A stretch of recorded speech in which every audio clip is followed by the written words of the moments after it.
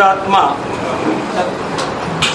જૂનો મહેસાણા જિલ્લો એટલે આજનો ગાંધીનગર અને મહેસાણા એમાં વસતા અવદિત્ય બ્રાહ્મણોનું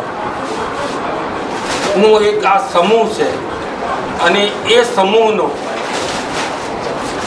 જનજાગૃતિ, અભ્યાસ, સામાજિક ઉત્થાન એ અંગેની પ્રવૃત્તિ કરતી આ સંસ્થા છે. એને 50 વર્ષ પૂરા થાય છે અને 51મા વર્ષમાં સંસ્થા પ્રવેશે છે.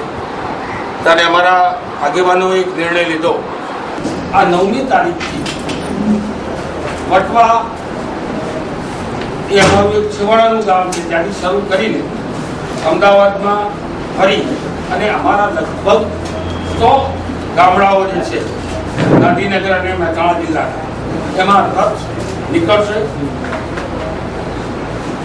ત્યાં બ્રાહ્મણોની હાલચાલ પૂછશે. સમાજની ચેતના વધુને વધુ જાગૃત થાય, સંગઠન, સરકાર અને એનાથી સેવા એ માટેનું આપણે અને આ ચેતના અમારા 100 ગામમાં ફરવાનો છે અને એ 100 ગામમાં સારામાં સારો પ્રતિસાદ અમને અત્યારથી મળી રહ્યો છે.